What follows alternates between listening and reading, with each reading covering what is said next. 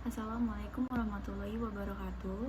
Halo semuanya, nama saya Larenial Fatinisa Rofianti dari Fakultas Ilmu Sosial dan Politik, jurusan Ilmu Hubungan Internasional Universitas Budi Luhur.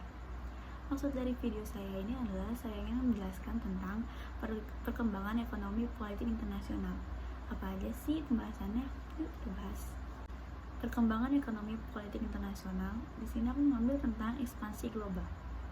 Sejak abad ke-19, fenomena industrialisasi Eropa telah menjadi penanda bahwa ekonomi dan politik merupakan dua bidang yang tidak dapat dipisahkan karena terdapat konektivitas antara keduanya.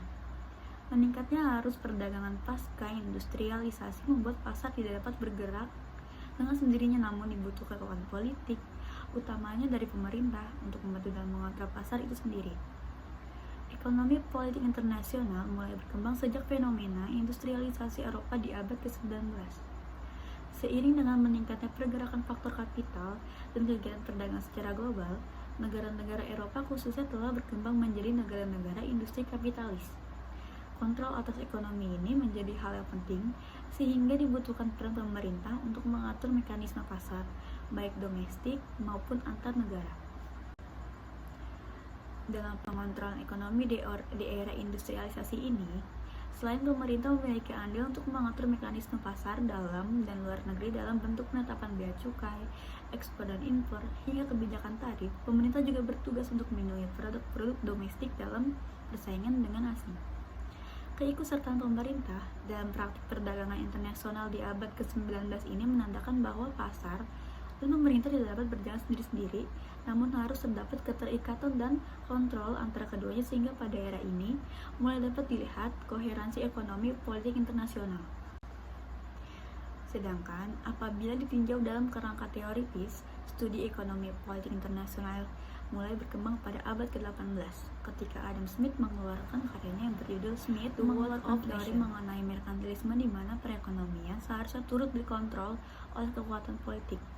Hobbes I tahun 1987 dalam karyanya yang berjudul An Economic Change Gear mengemukakan bahwa berkembang pesatnya perdagangan internasional pada 1870 sampai 1890 tidak hanya memperluas lahan industri, namun juga membuat pasar dunia menjadi lebih plural dengan dipergunakannya mata uang secara luas, pertukaran barang, dan sistem pengantaran barang dengan kapal yang lebih teratur.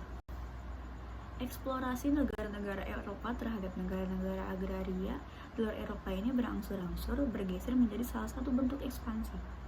Inggris sebagai aktor dominan dalam praktik ekonomi politik internasional abad ke-19 tidak lagi dianggap efisien dikarenakan mekanisme perdagangan internasional Inggris sebagai hegemon tidak dapat mengakomodasi kepentingan barang negara-negara Eropa dan negara berkembang. Hal ini dikarenakan dalam meningkatkan perdagangan Inggris mengekspor barang-barang sebelumnya diimpor dari negara pesaingnya dengan harga yang ditetapkan sendiri tanpa melihat kapabilitas pasar. Di era kolonialisme dan imperialisme, aksi ekspansionisme negara-negara Eropa untuk mendapatkan faktor-faktor produksi di luar wilayah Eropa dan meningkatkan keuntungan perdagangan tidak akan berjalan lancar jika tidak diimbangi dengan kekuatan politik negara yang kuat untuk dapat mendapatkan wilayah strategis. Kebutuhan untuk menggabungkan disiplin ekonomi internasional telah dapat dilihat sejak fenomena industrialisasi. Pasca industrialisasi dapat dilihat bahwa negara-negara Eropa dengan teknologi produksi dan navigasinya yang maju kemudian berusaha untuk mencari wilayah-wilayah baru di luar Eropa untuk dieksplor sumber daya alamnya dan dijual kembali ke pasar internasional dengan harga yang ditentukan sendiri. Sehingga proses pencarian wilayah baru ini juga dikenal sebagai aksi ekspansionisme. Aksi ekspansionisme yang dilakukan oleh negara-negara Eropa ini berujung pada tindakan kolonialisme dan imperialisme terhadap wilayah-wilayah yang dieksplor.